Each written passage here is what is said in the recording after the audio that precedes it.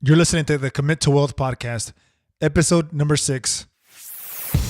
Welcome to the Commit to Wealth podcast, providing you with the expertise and proven strategies to scale your real estate business. Learn from today's top real estate entrepreneurs and build your own wealth. Your legacy and commitment to wealth starts now with your host, Juan Vargas.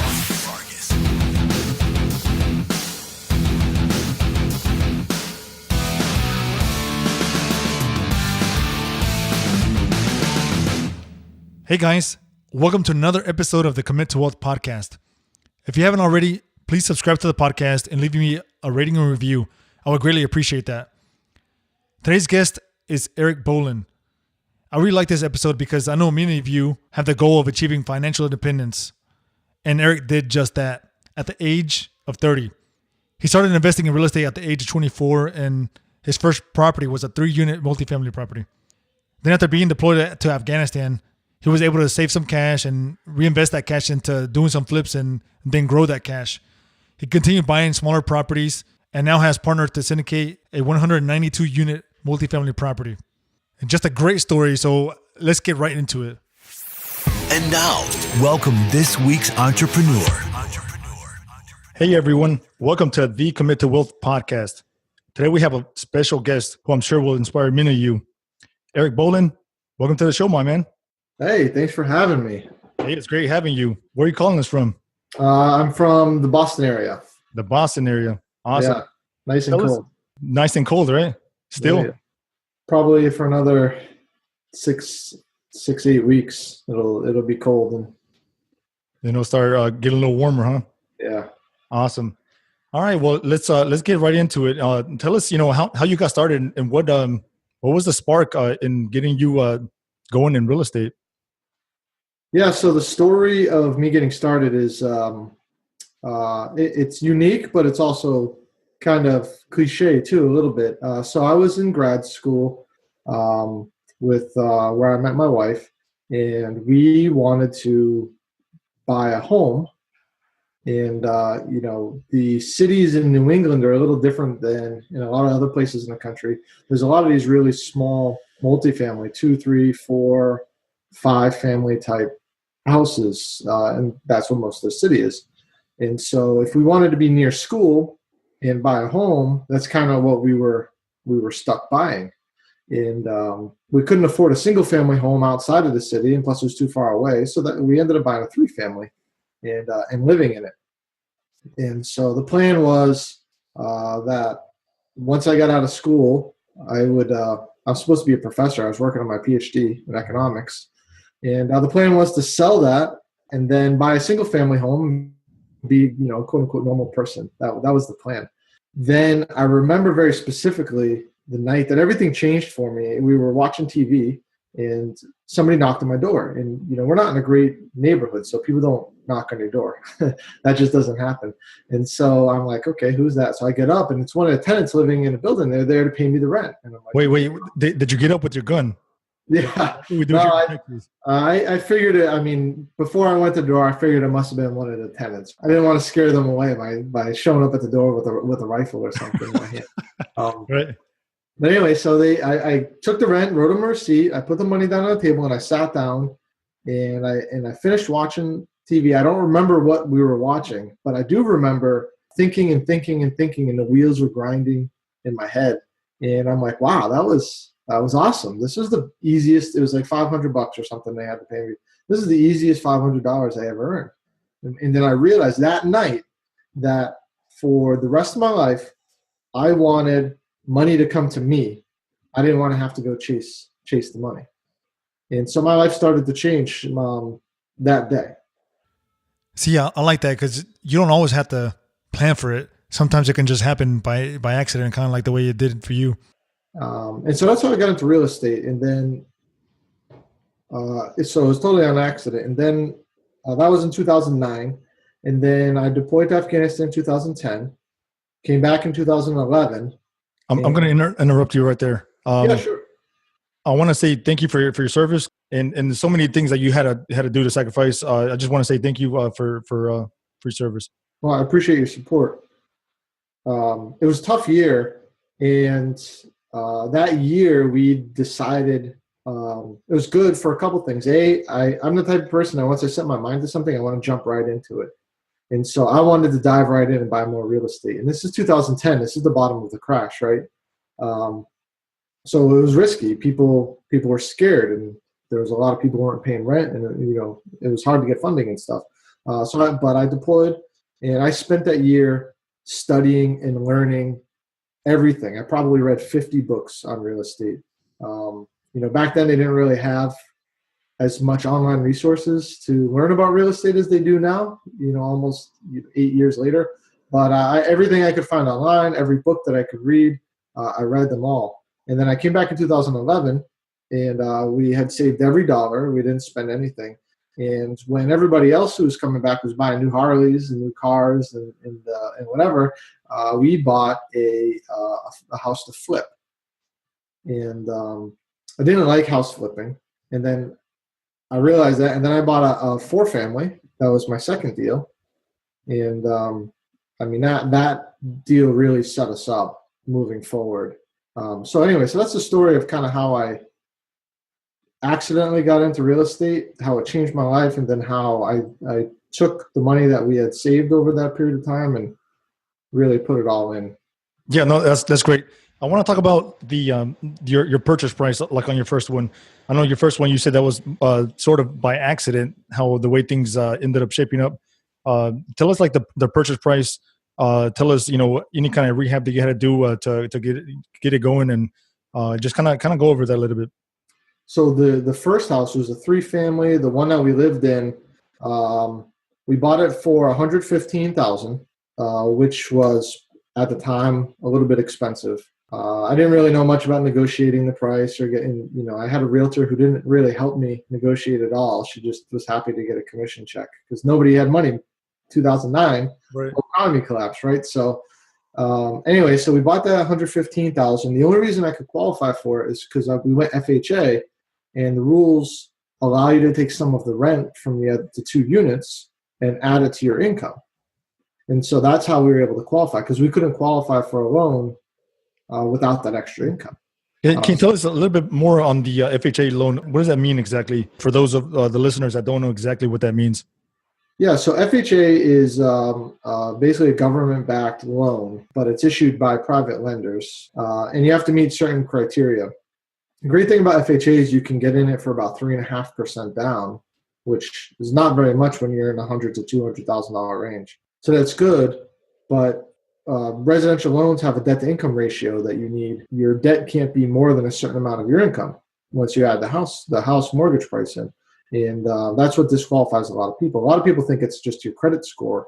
And I had excellent credit, but I didn't have a lot of income because I was a student. And so one of the cool ways to get started if you're young and you're just trying to get your first real estate deal, I was 24 at the time. It was just you get that 3-family or 4-family property and you add that extra rent to your income, and then it might push you over the threshold to qualify. That's great. So for those of you looking to get into your first property, you have to live in this property though, right? You can't use it as a rental. Unless it's like a 2-unit or 3-unit where you can live in one of the units and then rent out the others. If it's a single family home, you can't just rent it. Right. No, you wouldn't do this strategy on a single family home. Yeah, it wouldn't work. But on the other side of that, you could. What is it? What's the seasoning on that? Is it a year where you can actually move out and then you can rent it? Well, yeah. You need to have the intent to move in, and you're supposed to move in with a certain amount of time. I don't think there's any really specific rules for how long you have to live there. Not that I'm aware of. I haven't done a loan like that since 2009. I went after the first deal, then we went all commercial financing on all the deals. So I'm not super well versed on it, but I know other people have done it, and I know you don't have to stay there like for a super long time. Right. Yeah. Move into it, or else if you don't move into it, it could be mortgage fraud. You don't want to do that. Definitely don't want to do that. You just have to check out the what the terms are at this moment, or at the moment that you're doing it, and kind of see what fits your timeline. Yeah, absolutely. So let's go ahead and let's move a little forward and let's talk about what your current focus is right now and what it is that you're doing right now. Yeah. So We were buying a bunch of these 2, 3, 4, 5 family properties all the way up until now. We still do, but they require a lot of effort to manage, and you have to be kind of hands-on. You can make a ton of money doing it, but it requires a lot of time and energy. And so we're trying to get to a point now where we can move away from the smaller stuff and more towards stuff that's a little bit less time intensive, be a little bit more passive. So we're moving to larger multifamily deals. And we actually just did our first syndication last year in November, where we closed on a 192 unit apartment complex. So that's what we're doing now. And then once we close on enough of those deals to kind of replace our income off of the smaller deals, then we'll start either selling those or put them under management, be much more hands off with them. You can also maybe think about doing owner financing and become the bank. But that's a whole nother issue there. There's a whole nother, conversation there. Okay, well, let's talk about how you made the mindset shift from buying 3-unit properties to a 192 unit. What was the process like, and how did you even do that? So in 2015, I moved to Dallas, and when we got there, I got a job because we didn't know, all my properties were in Massachusetts. We didn't know how much income I was going to continue to generate off those without being super hands-on. And so I got a job for about a year. And during that time, I realized that what we were spending on things was increasing as I was earning more money. So every time we were getting another deal and earning another $10,000 or $15,000 a year, I was getting like a nicer truck or buying nicer things. And so I realized I wasn't getting any closer to being financially independent, not having to work. And so at the end of that year of work, we significantly downsized. I sold my truck. We went from 2 vehicles down to 1 vehicle. We were in a smaller apartment than we could have afforded much, much larger, but we went to a smaller apartment. And then 2016, I realized that my passive income, or my income from my real estate, exceeded all of our living expenses. So I quit my job. And then I was 30 years old, and that's when I retired, right? Then I wanted to continue that. And so this is as I'm growing and I'm learning and understanding more.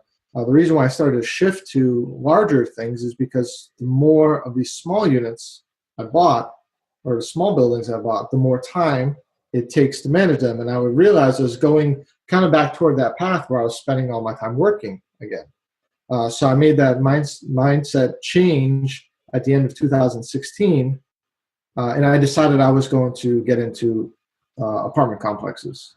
And so I set 2017 as my goal to get one deal done, get my feet wet, so I could stop going down the path of working more and more and more to make more and more money, right? And bring myself back to kind of what we had decided, which was to work less and be a little bit more passive.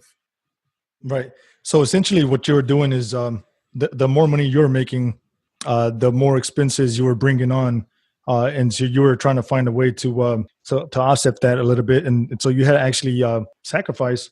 That's actually one of the questions I always ask the guests is what is it that you had to sacrifice? You just kind of touched on that. You downsized on the number of vehicles that you had. You got into a smaller place to live in. So essentially what you're doing is you're sacrificing your way of living to be able to achieve more. And I think that's so important. Those of you out there that want to achieve financial independence, you have to be able to sacrifice. So tell us about how was it that you were able to actually find a 192 unit property, and what was the steps that you actually took to get there? Right. So to grow in real estate, what you really need to do is learn how to build new relationships with people. It's really what it all came down to. And that was also a big piece of the mindset that changed around that time. Every year, I always had a financial goal. Like 2015 was to pay off all my debt. 2016 was to reach a certain amount of income. And then it all changed 2017. I thought about it, and I don't think I wrote down. Normally, I get my new goal like by November, December for the next year. I don't think I had something down until almost February. And I wrote down build relationships 2007. And so even though I had my goals, what I wanted to do, that was my overarching goal. And so that's the number one most important thing, to go from the small stuff, which you can do alone. You don't need partners. Doing big stuff, which you have to have partners. You need to work with somebody, is to build those relationships. And once I changed that and I started focusing on people rather than money, everything just started to fall into place. And I found, I found my partners, people I do the deal with, pretty fast, and just build that relationship over time. And so to get back to your question, how did I find the deal? I didn't find the deal. One of my partners did. And we had built a relationship over the first half of the year. And once they found a deal, we had some informal agreement that if I found a deal, they would come with me. And if they found a deal, I would do it with them. And they found a deal in San Antonio and called me up and said, "Hey, we have a deal. Let's do it." And then we did. That's great. So it was actually your partner, the one that was actually the one that found the deal. So was it through a broker? I mean, how'd you guys actually directly find it? Right. So it was listed through a broker, but I'll tell you, interestingly enough, the same story that I just told about building relationships, they were doing it with brokers and in their market, just like I was doing it a little bit in our market, or in the Dallas market where I was at. They built a really solid relationship with some brokers, through golfing or going out to dinner, things like that. And when on this particular deal, we didn't even have the highest offer. We just had the highest offer that they trusted the buyers. And so we got that. That's great. That's a great point that you bring up. Having those key relationships, it's that sometimes is what makes a difference. You just mentioned right now that you didn't even have the highest offer. Having those key relationships is so critical. So, let's touch on that. How do you maintain, and how do you establish and maintain those relationships? Because in real estate, it's so relationship heavy, right? So, what do you do? What kind of tips can you give us to help the listeners, find out how they can increase their ability to maintain relationships? Yeah. So a few things that I've learned, and this is not an area I'm expert in. I've only been focused on building relationships for a couple of years now. Some people have been doing it for 20 years, way better than me. But some things I learned really fast was that you need to add value. If you want to get the time of another person who's successful in your field, whatever, real estate or any other field, whatever it is, if you want to get their time, you need to offer them something, or else they're busy. Everybody wants their time. So you got to find something that you're really good at and offer it to them in some way.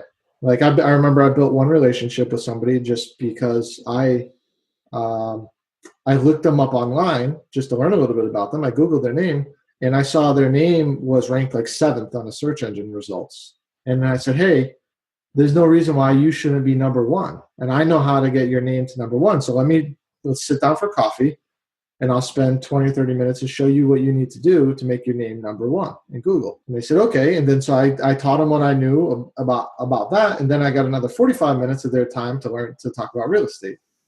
So I was able to add a little bit of value. Now, a year later, I have a very good relationship with that person. And, we talk all the time. So whatever it is, that was just one example. For my partners, one of my partners was in California and he was looking in Dallas, and I just became really good at the Dallas market and knowing the deals in that market and knowing, I looked at every single deal that came on the market in Dallas. So anytime they had a question about a deal, they could call me and I had already looked at it. Right. So I became a resource for them to call whenever they had a question. So that was how I was adding value, and that's how I built the relationship with them. That's great.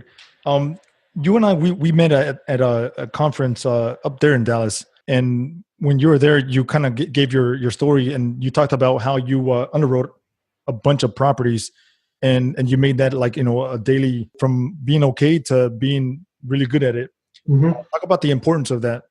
Yeah, so that's one of the ways that I chose to try to add value to other people. And also I needed to know how to underwrite deals. So I was looking at least roughly on average 2 deals a day. Some days more and some days less, depending on what was coming through my inbox. And even what I did to become an expert at it is I did the full analysis on every single one that I saw for 4 or 5 months. And even though it was a complete waste of time, 95% of the time it's a total waste of your time because those deals aren't good. But it wasn't wasting my time because I was learning how to underwrite deals. And it's really tough to get good at underwriting a 100 or 200 unit deal. And so after you've done it 300 times, which is about the number of deals I underwrote last year, you get pretty good at looking at numbers and looking at the offering memorandum and saying, oh, that doesn't make sense, or that number's wrong, or they missed this, or looking at a T12 and knowing what's missing. So it's so important to know how to underwrite a deal. Either if you're finding the deals or if somebody brings you a deal, you need to be able to look at what they have and see if it makes sense. That's a great point. On these larger properties, you might not be the guy with the financial background. You don't necessarily have to be. You can always have somebody else that focuses more on that. But it's always a really good idea to know each and every part of buying the larger properties. And you have to you're going to have to know what the financial, how to read a financial statement, how to read a T12, how to read a T3, how to see and read the rent roll. There's a lot of different areas where you got to learn to be able to acquire these larger properties.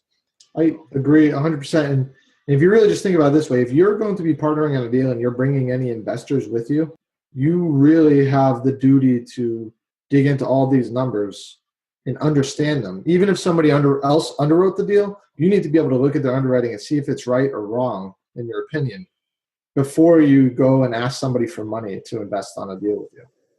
Yeah, because the investors they're going to ask you. They're going to ask you what kind of returns am I going to get? What can we expect? 3 years, 5 years, or from now? What is the strategy? What is the plan? And so you have to be able to answer those questions, even if you're just focusing on raising capital. If you're focusing on management, you have to know what the underwriting terms are and what it looks like. Okay, well, let's talk about how you had that mindset shift and how you had the confidence to be able to look at these larger deals. Was there someone that you met up or you reached out to, or how was it that you were able to take the next step? Right. So for me, it kind of happened organically. I was trying to work with several different people that would be my partners. And I would find a deal and then I would send it to them and be like, hey, I think I found a deal. Can you take a look at it and tell me what you think? And one person seemed to be a lot more interested in talking to me and giving me feedback. And so I just started to gravitate toward them. I built a relationship with them back in January of last year. And then as the months went on, I just could see they were much more interested in what I was doing than some other people. And so in a way, they became my mentor, right? And so I started to rely on their feedback more and more. And their feedback is what made me much better at analyzing deals, for sure. Because every time I thought I had a good deal, I sent it to them, and then they would just be like, just rip it up, and, and show me where I was messed up.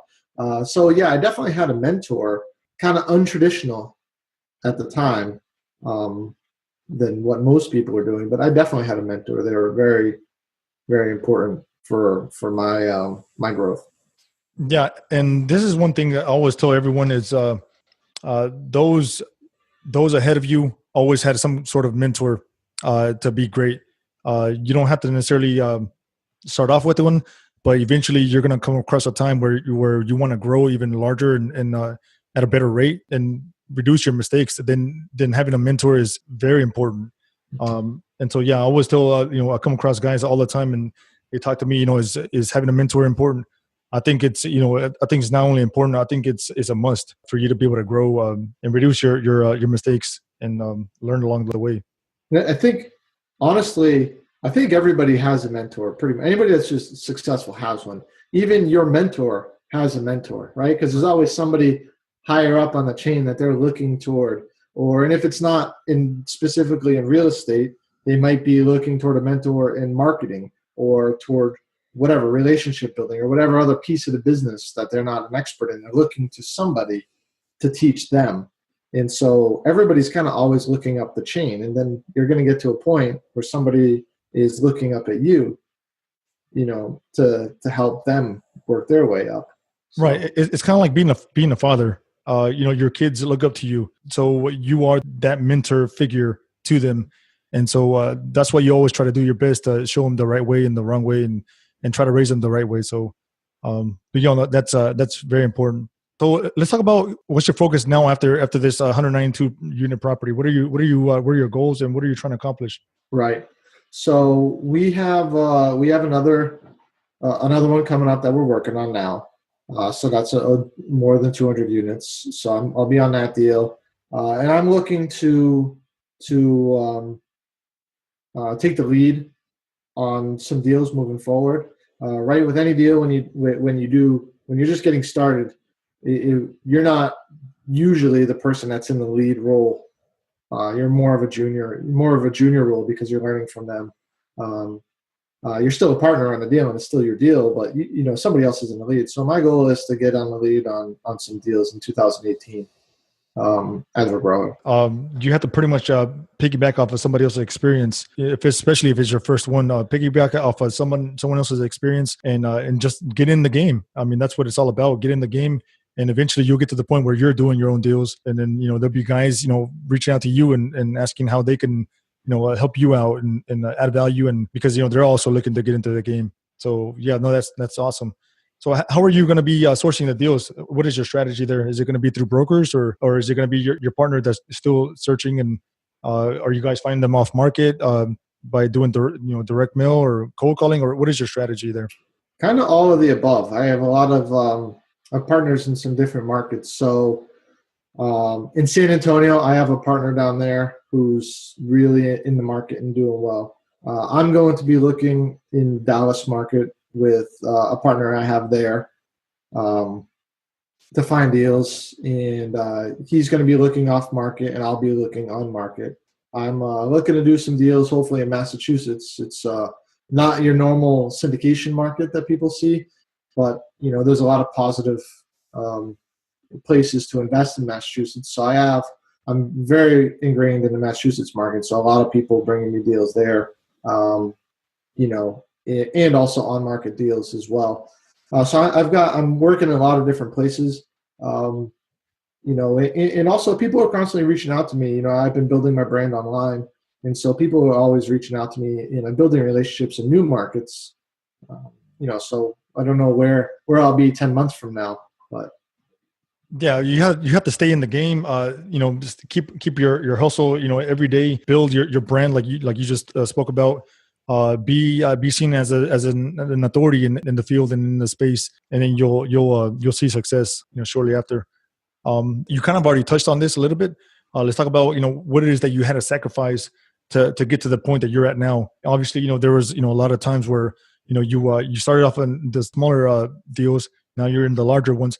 What is it that you had to sacrifice more so than your cars? Right. So, well, my truck was definitely a huge sacrifice. I love that thing. Right? So that was amazing. I could go on for 20 minutes about that. So giving that up was really hard. Right. Giving that up was really hard, especially for the little car that I got instead. So that was big. I sacrificed, especially starting off, sacrificed a lot of time with my family. Doing deals, smaller deals, required a lot of time and a lot of effort. I was managing projects. I was probably working 12 hours a day. I worked 7 days a week. Never took time off. Didn't take vacations. Just the time and energy it took getting started was probably the biggest sacrifice.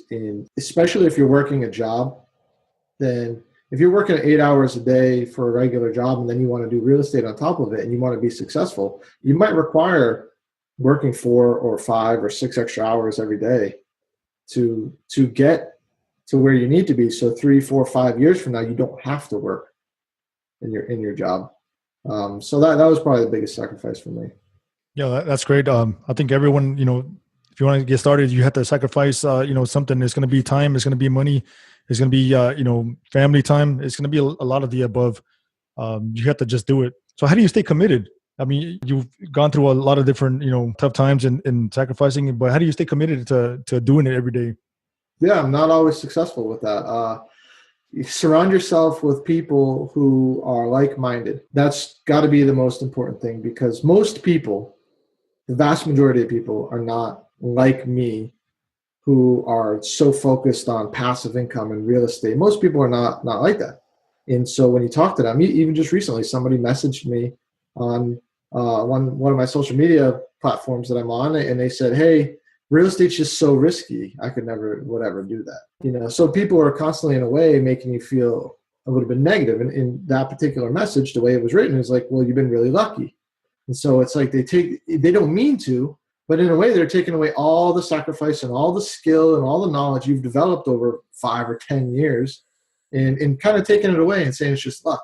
And so when you're trying to be successful in an area that people aren't usually doing it, there's a lot of naysayers and people, even if they mean the best, they're just kind of in a way bringing you down. So you surround yourself with people who are like you and who have similar interests as you. And so when you're feeling kind of down, you talk to them and they can hopefully get you back on track, especially if you're just getting started. It's really hard when you're just getting started. Yeah, I love that. Be around people that are like you. Be around people that have the same visions, the same goals. And if you're around people that don't want to invest in real estate, then maybe they're not the right people to be around with. Be around people that have that share the same similar goals and vision for sure. What do you believe is an investor's biggest fear, and what can they do to overcome it? The biggest fear for new investors, I'd say the biggest difficulty is probably, or maybe the biggest cause of failure. So that should be the biggest fear is not having a solid plan. Jumping into real estate with no experience, diving right in because you heard somebody else was successful, you saw it on TV, and not really knowing what you're getting into and not having a solid plan and not having a plan A and a plan B and a plan C to do your projects and keep it on budget and keep your returns up and things like that. I know a lot of people who bought a deal they thought was good and it wasn't, so you got to have that plan. And so, and that's probably the military in me too. You backwards plan, you focus on where you want to be. You want to sell your property in 5 years, 10 years, and you start working your way backwards and create basically a timeline of where you want to be and what you want to do. And if you plan out every single contingency as best as you can, then you're going to mitigate a lot of the risks that are associated with real estate. And so that's the best thing you should do. And so that's probably the biggest fear would be the unknown, right? Like people, like the guy who texted me the other day, is so risky. So that's the biggest fear, and that's the easiest way to overcome that. Right. No, that's a great point. At the end of your life, how do you want to be remembered? If you can give me 2 words, 1 or 2 words to describe how you can be remembered, what would that be? Legacy. There you go. I want to create lasting wealth for my family. On one side of my family, many generations ago, they owned a lot of land in the town in Massachusetts. And we're a very well-known and well-respected family. And 2 or 3 generations later, all that land is gone. It's all sold. And now nobody has any lasting wealth from it, which is really sad. And on the other side of my family, there's never been any legacy, anything like that. I want to create something that I can pass down to my children, who can then pass it down to their children and so on, and create that true generational wealth. So legacy. That's awesome. Yes, sir. Well, where can the listeners find out more about you and reach out to you? Yeah, so you can find me on my website, idealrei.com, or you can shoot me an email, eric@idealrei.com, if you just want to connect with me. Or learn about real estate or whatever. Okay, awesome. So that's ideal, IDEAL. idealrei.com. idealrei.com. Got it. Awesome. Okay, well, Eric, it was great having you on the show. I really appreciate it. I appreciate you showing and talking about your experiences, and hopefully you're a great inspiration to those looking to get started, and hopefully they can have some great goals like yourself. Yeah, thank you so much for having me on. It's been a pleasure. Thank you. Thank you for listening to today's show. Head over to committowealth.com now and access the wealth of information Juan and his team make available exclusively to you, the podcast listener. That's committowealth.com, where wealth begins by giving and is created by having a defined purpose.